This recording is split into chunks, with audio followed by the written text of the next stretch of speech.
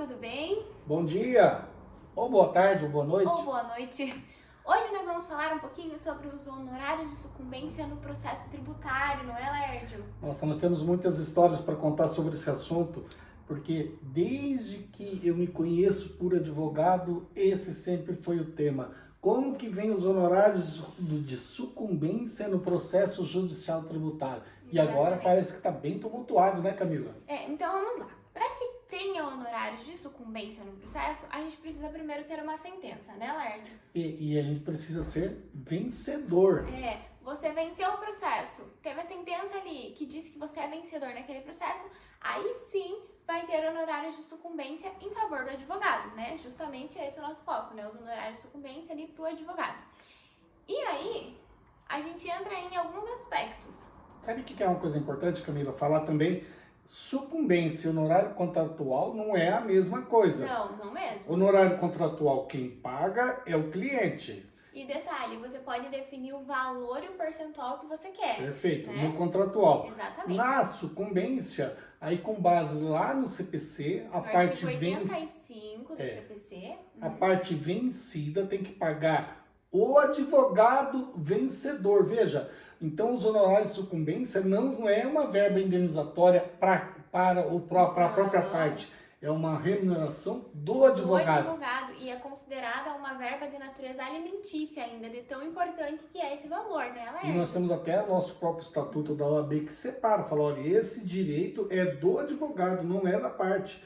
Então eu entendo que se você fizer um contrato e o cliente falar, eu quero que esse honorário venha para mim, eu entendo que não cabe, é um direito legal, é como se fosse um 13º nosso, né? E tão importante esse valor que quando a gente observa no Código de Processo Civil, lá consta que essa verba ela não pode ser compensada, no sentido de que se a outra parte é vencedora em partes também, né, quando tem uma sentença de parcial procedência, vocês não podem compensar esses valores. Cada advogado tem direito a receber o seu montante. Lá no código anterior fazia essa compensação, né, Camila? O atual já corrigiu isso daí. Já corrigiu, e a gente observa isso nas sentenças diariamente, Diariamente. Né? E o que eu quero dizer? Às vezes as pessoas não valorizam a sucumbência, né? Ou por exemplo, o que eu digo? A sucumbência hoje, determinadas vezes a característica do escritório de advocacia ou do profissional, ele pode ser até maior que o contratual. Em regra, se você, por exemplo, você tem um escritório advocacial, meu escritório de advocacia, nesse ano teve 1 milhão de receita. Será que, por exemplo, uns 400 mil, 500 mil não veio da sucumbência? Ou seja, a sucumbência está, às vezes, em determinadas situações, ela está mais importante que o honorário contratual. E é por isso que é tão importante você conhecer bem o processo antes de pegar essa causa do cliente, porque assim, você vai fazer uma análise, aí, por exemplo, o cálculo, quanto que eu tenho lá para restituir de imposto? Eu tenho 1 milhão, eu tenho 2 milhões, eu tenho 300 mil.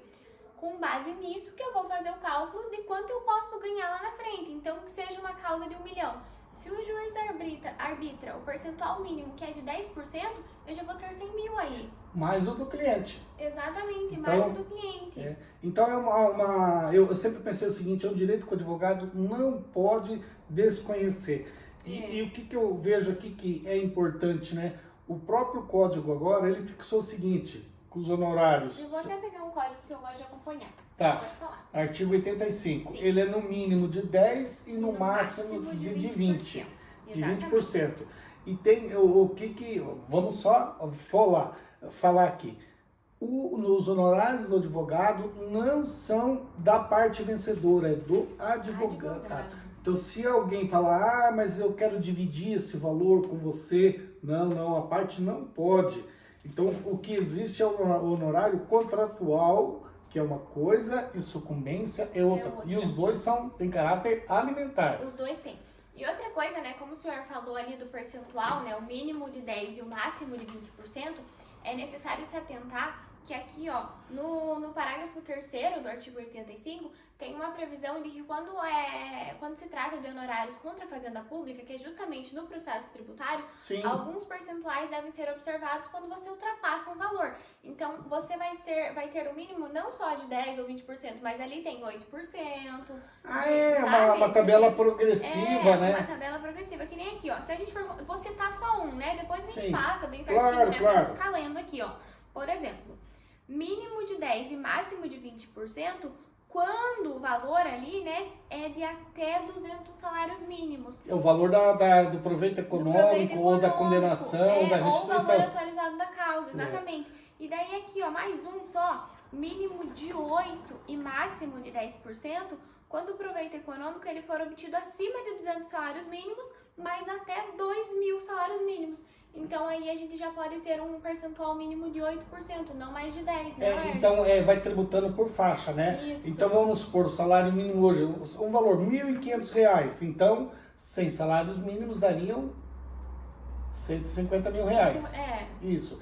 Então, até 150 mil, eu tributaria com a alíquota de 10. De 10. Aí, quando passar para a segunda faixa, entre 200 e 2.000, com a alíquota de... O que os juízes estão fazendo? Né? Eles já estão dando... Hoje, já é praxe. Eu nunca consegui num processo, em todo esse intervalo, tipo assim, que o juiz me desse 12%. Percentual máximo. Então, até 200 salários. Eu estou lendo aqui a tabelinha, ó. Até, olha só, Camila, até 200 salários mínimos, ele aplica 10. Daí, entre 200 e 2.000, ele aplica 8. Depois, entre 2.000 a 20.000, ele aplica 5. Entre 20.000 a 100.000, ele aplica 3. E acima de 100.000 salários mínimos, ele aplica 1%. De 1 a 3%. É baixíssimo, mas é porque o valor por faixa, né? É, porque é por faixa. Então, você vai fazendo dentro das faixas etárias. Você vai receber 10% de um tanto, 8% de outro tanto, e vai recebendo progressivamente, Perfeitamente. Né? De uma forma gradual. Não é como os demais honorários. Exato. Então, tem uma regra específica. E assim, é só importante lembrar que quando você vai ultrapassando esses valores, vai tendo a regra. Porque o que acontecia, né, antes do CPC de 2015, no de 73, acontecia muito arbitramento de honorários em percentuais extremamente irrisórios. Valor, a gente vê honorário de, tipo assim, você está discutindo 1 milhão e o juiz dá R$3.000 de valor fixo. Então, e teve um específico, quando eu entrei aqui no escritório, eu era estagiária ainda. O processo, eu não lembro se era de 4 ou 5 milhões, era um processo bem grande lá de Santa Catarina, e foram arbitrados honorários de R$2.000. Então, era uma causa o antigo código, né? Não tinha essa observância tão rigorosa da previsão legal. Então, assim, era uma causa que estava tramitando há uns 10 anos e no final das contas o advogado recebeu só 2.000 de honorários. É um negócio que não faz sentido, né? Então, por isso que veio essa correção, né? Esse artigo novo aí. E aqui, Camila, o que também tem dado assim um pouco de controvérsia? Vamos supor, você tem uma execução fiscal. Então, por exemplo, qual é o valor, a base de cálculo sobre o qual vai incidir aquelas alíquotas progressivas, né? Sim. Então, eu vou considerar, isso que eu vou falar, eu vou considerar o proveito econômico, eu vou considerar o valor atualizado da causa, o valor da condenação, o que eu vou considerar, Lérdio? Isso. Os juízes têm interpretado o seguinte, que a correção normal, por exemplo, se o débito lá, a execução fiscal vem sendo corrigido pela Selic, então eu também aplico da data da execução ali, a Selic até aquela data. Então o valor da causa e o valor do proveito econômico é o mesmo valor. É o valor da cobrança, da execução que está sendo proposta. E assim, é importante, né, pontuar o que é cada um dos três, que assim, o valor, o proveito econômico, né, geralmente é aquilo que o seu cliente está recebendo. Então, se o benefício, né? O benefício, o benefício de 1 milhão, o benefício de 500 mil, é o benefício que ele está recebendo. Às vezes, se a execução foi feita por um valor diferente daquele que ele recebeu lá no final, o proveito vai ser o valor que ele recebeu lá no final, ou a diferença. Então, é sempre necessário analisar a causa em específico, né, Lérdio? Olha só uma coisa aqui, que é um outro caso que nós temos aqui prático, real, né? E que está agora, já perdemos, entre aspas, em segunda instância. Olha o que aconteceu. Inicialmente, o nosso cliente foi autuado. Então, quando alguém recebe uma autuação, vamos supor que nem essa, milionária, era uma coisa assim de 8 milhões lá em 2010, uma coisa assim. Então, o que acontece? A pessoa fala, nossa, como eu vou garantir essa execução? Aí você fala, não, calma, vamos fazer a defesa administrativa. Então foi feita a defesa administrativa na primeira instância, perdeu. Foi feita a defesa administrativa na segunda instância, perdeu. O que acontece depois da decisão administrativa? Transita em julgado o processo administrativo e vem a execução fiscal. nós... Escreve em dívida ativa, né? Isso. Fiscal. E nós, como estratégia, o que nós fizemos? No que aconteceu a perda do processo lá na segunda instância administrativa, de imediato nós entramos com uma ação anulatória de débito fiscal. E nessa ação anulatória nós entramos antes da execução. Na sequência, o que o fisco fez? Entrou com a execução. Uhum. Aí tínhamos a anulatória num lugar, a execução na outra, conseguimos levar para a mesma vara. As duas, a execução e a ação anulatória. Aí o que aconteceu? O fisco falou, nós tentamos uma conexão, não deu. O juiz, aí o que aconteceu com nós? Nós tivemos que indicar bens à penhora, nós tivemos assim, por exemplo, fizemos exceção para executividade, fizemos várias coisas na execução fiscal e não propomos os embargos à execução. Então, e antes os embargos não, a ação anulatória ela poderia ser recebida como embargos de execução, né? Isso, mas você sabe que no processo nem sempre as coisas saem como a gente quer. Não é sempre que isso O mesmo juiz não aceitou. O que acontece? Nós também não oferecemos embargos de execução. Na primeira instância, nós tivemos assim uma vitória parcial na anulatória. Aí, de novo, peticionamos a execução. Ó, senhor juiz, suspenda a execução. Ele falou, não, eu não suspendo, continua a execução. E assim foi. Aí houve recurso tanto do fisco paranaense como do cliente, né, representado por nós. Chegou no tribunal. Lá nós tivemos o êxito completo na ação anulatória. Aí o que nós fizemos novamente? Pedimos a suspensão da execução. Aí sim o juiz falou, não, agora está suspenso. Vamos aguardar a decisão, então, o trânsito em julgado. E aí houve o recurso especial por parte do Estado e ele não teve êxito lá no STJ. Baixa o processo. E quando baixa, os honorários da ação anulatória foi fixado nesses limites aqui, né? Dentro dessa escala aqui do artigo 85, né? Bem certinho, tá aqui os honorários da anulatória. Como a anulatória teve o êxito e é o mesmo mérito, o que nós pedimos aqui? Olha, senhor juiz, o título de crédito que embasa a execução fiscal, essa execução tem que ser extinta. O juiz concordou, só que ele não deu honorários na execução. Tinha arbitrado só na anulatória, né? E ele entendeu o seguinte, olha, isso aqui é um bis in idem. Você já está ganhando os honorários aqui. Não tinha o porquê você receber também honorários de execução. Ele entendeu que eram dois processos discutindo a mesma causa, então teria que ter só um arbitramento, né? Só em um dos processos. Isso. E nós discordamos dele. Aí quando nós discordamos dele, fizemos os embargos primeiro para ele continuou, fizemos um agravo para o tribunal. O tribunal novamente falou, olha, eu entendo que isso aí é um bis in idem. Você não tem que ter dois honorários. A causa é a mesma, só um honorários. E aí a gente recorreu outra vez. Agora pro Superior Tribunal de Justiça, só que lá no Superior Tribunal de Justiça tem um entendimento que as ações são autônomas e cada um deve receber um honorário. Exatamente. Então veja a dificuldade que dá um processo ele tem que ter estratégia. E esses dois honorários, né, na realidade, não vou assim desmerecer o entendimento do juiz. Ele tem uma certa razão. Sim, são dois honorários, vamos supor, hoje a causa está em 15 milhões, então, entre aspas, nós teríamos 10% de 15 milhões. Claro que tem aquela tabelinha. Sim, da tabela progressiva. E aí teríamos mais 10% no outro, na execução. Então ele entende que isso é dobrado. Então só que lá no STJ tem um entendimento diferente. Então, para vocês verem como é importante quando você tem processo conexo, né? E outra coisa, para quem está começando agora, é muito importante se ater a essa questão. De que assim, não é porque o juiz falou que você não tem o direito a honorários que você vai se contentar com aquilo ali e não vai recorrer. Sim. Não, você tem que procurar a jurisprudência, e aqui o que a gente está fazendo, a gente está passando justamente esse conhecimento, né? Da jurisprudência que está presente atualmente. Então, assim, se a jurisprudência ela tem alguma divergência e ela tem decisão falando que não, o advogado pode receber tanto nesse processo de anulatória quanto nesse processo de execução, você precisa fazer o seu direito valer, você precisa recorrer e chegar até a última instância, né? Pra sabe o que acontece? A questão de honorários, às vezes o juiz, por instância, ele tem uma resistência em arbitrar honorários. Você vai no tribunal, também tem uma resistência. E às vezes você precisa ir lá para Brasília para obter. Para daí conseguir, né? Para obter esse segundo honorário Vamos supor, é claro que são princípios, mas o advogado efetivamente trabalhou em 2 processos, Sim, né? são Então, 2 processos.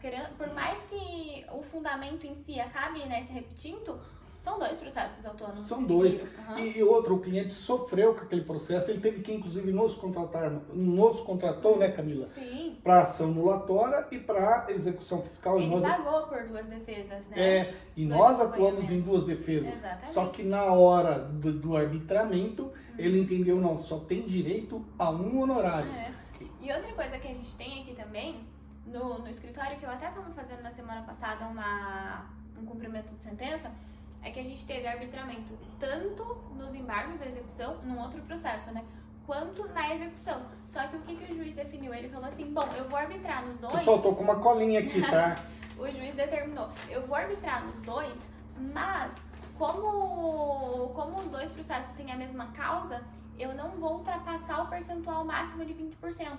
Então, nos embargos da execução, a gente teve arbitramento de 15% e na execução de 5%. E aí totalizou Fechou os 20%. 20%. Você vê, uma já é diferente, né? É. Que nem, aí o juiz entendeu que não tem o bis in idem, né? Isso, exatamente. Ele realmente arbitrou nos 2. Então, é por isso que é necessário estar conhecendo a jurisprudência, né? Sim, sem dúvida.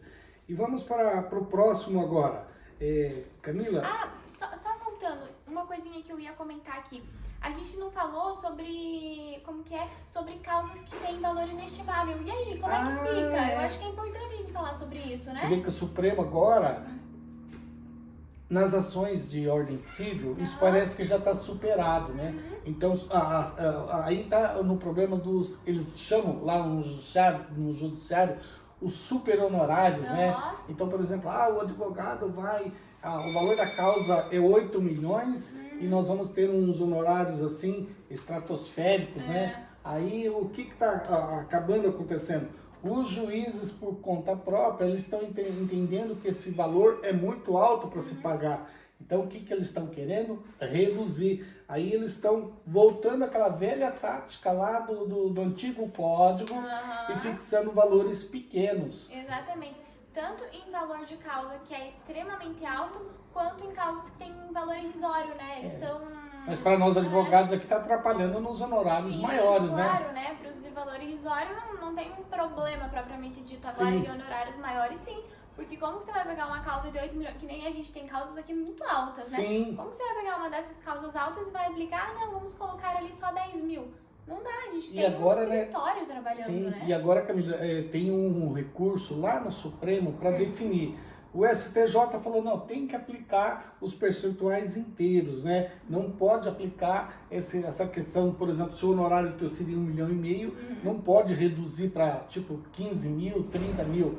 Então, agora está lá pendente no Supremo, e o Supremo já disse o seguinte, nas obrigações de direito privado, aplica-se plenamente o Código. Sim. Agora, nas ações que têm interesse público, eles vão rever. E a OAB, todos os advogados, têm uma torcida enorme para que prevaleçam as regras do Código, né? Sim, exatamente. Que o Supremo não interfira nisso.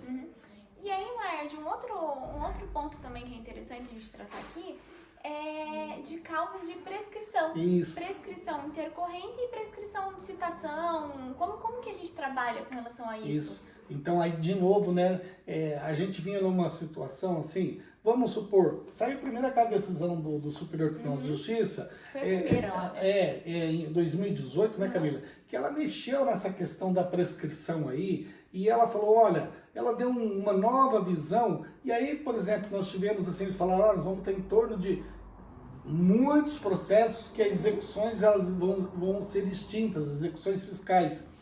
E aí, o que acabou acontecendo? Você vem e protocolava uma exceção de pré-executividade e automaticamente estava prescrito, você ganhava ali os seus honorários. Sim. Aí o Superior Tribunal de Justiça veio e falou assim, olha, se a culpa, né, de não localização do devedor ou de bens é do próprio devedor, não tem honorário de sucumbência. E aí a gente entrou numa discussão, né? A gente até levantou uma tese que eu fiz, né, nesses dias. Lembra do TJ lá do Mato Grosso, que você tem essa situação? Eu tenho justamente essa discussão, porque é uma causa muito alta, nós trabalhamos por anos nesse processo justamente para demonstrar que tinha uma prescrição ali, que a culpa não era do devedor, a culpa era do exequente que não estava promovendo todos os meios, né, necessários para conseguir fazer a localização ali, né, do devedor. E finalmente conseguimos, né, que fosse decretada a prescrição, só que o juiz entendeu que, não tem honorários aí porque a culpa foi do devedor. Só que a gente está falando de um direito do advogado. E você veja que foi lá pro TJ do MT lá, e lá o desembargador também entendeu dessa forma, só que no STJ tem uma jurisprudência contrária, né? Que foi justamente essa jurisprudência, esse tipo de julgado que a gente levou. E a gente até tem uma reunião ainda que vai ser marcada com o desembargador lá, que é para o julgamento desse processo, né? Então a gente vai até o Mato Grosso, vai conversar pessoalmente com os desembargadores que compõem, né, o colegiado, para poder... Fala, olha, a situação, o que você como advogado, quando você tem uma prescrição e tem um honorário, vai explicar bem, porque às vezes tem um entendimento do STJ que não é bem assimilado pelo TJ ali do regional. Então você tem que demonstrar isso. E olha, nesse caso aqui, o que acontece? Todo processo que tiver prescrição, eles estão interpretando assim: se é aquela prescrição que o fisco deu entrada no processo após o prazo de 5 anos, né? Aí sim tem o honorário, porque ele sabia que não deveria exigir. Mas tem aquela situação que, por exemplo, ele dá a entrada, ele não consegue citar o devedor porque o devedor sumiu. Nem citar e nem fazer localização de bens, né? Porque às vezes cita, mas não consegue fazer a localização de bens. Então, nesses casos, eles estão dizendo que quem deu culpa à execução foi o próprio devedor. Então, você tem que estudar muito essa situação. Porque o que acontece? Numa execução fiscal, os honorários, às vezes de sucumbência, às vezes não, na maioria das vezes, o honorário de sucumbência é a verdadeira remuneração nossa, né? Porque às vezes você não pega uma causa para receber ali no início, você pega para receber no final. Isso. Né? Então, você está pensando naqueles honorários. Quem está trabalhando no processo é o advogado. É o advogado. O honorário de sucumbência é uma verba do advogado. Do advogado. Então, como que ele não vai ter direito a essa remuneração, né, Lérdio? São coisas do judiciário, são coisas que está debatendo. Agora nós temos um órgão de classe que está nos ajudando muito nessa questão de honorários, né? Fazendo um corpo a corpo forte, no convencimento. O próprio Código Novo hoje, lá o artigo 85, a Ordem dos Advogados foi muito importante, a atuação dela, né? Sim, na redação desse artigo, né, de uma forma bem competente, né, para atender aos direitos dos advogados. E vamos falar ainda mais sobre honorários de sucumbência, né? Tipo precatório? Que ele se transforma num precatório. Então, não é um dinheiro que você recebe tão simples, né, Camila? Vamos só fazer uma classificação ali. A gente tem duas formas de receber os honorários que são de processo de face da fazenda, né, de sucumbência. Então, a gente tem pelo RPV ou então pelo precatório, né? O RPV é o requisitório de pequeno valor ali, então... Esse é rápido para receber, né, Camila? Esse é mais rápido. A gente tem alguns processos que teve RPV do ano passado, que esse ano a gente já recebeu. É uma coisa que flui, né? Flui. Agora, os maiores, aí depende também, por exemplo, da União. Não é difícil receber, é fácil, é um pouco mais demorado. Por exemplo, um honorário contra o estado do Paraná, né? Nossa! Aí a gente já tem uma fila, né, Laércio? Tem uma fila. Fila que demora pra andar. Uma fila de 15 anos. Você recebe, olha, nós estamos recebendo honorários de 15 anos atrás. Mas é demorado, hein? Meu Deus, o estado do Paraná está, se não me engano, pagando 15 anos atrasado. Olha, toda vez que a gente confere lá aquela lista e parece que a gente vai pra trás, nunca vai pra frente, porque aí entram os preferenciais, né? Os preferenciais. Então entra um preferencial na frente e a gente já vai um pra trás, entra outro preferencial. Isso mesmo. Nós temos até uma preferência, mas uma preferência relativa, né?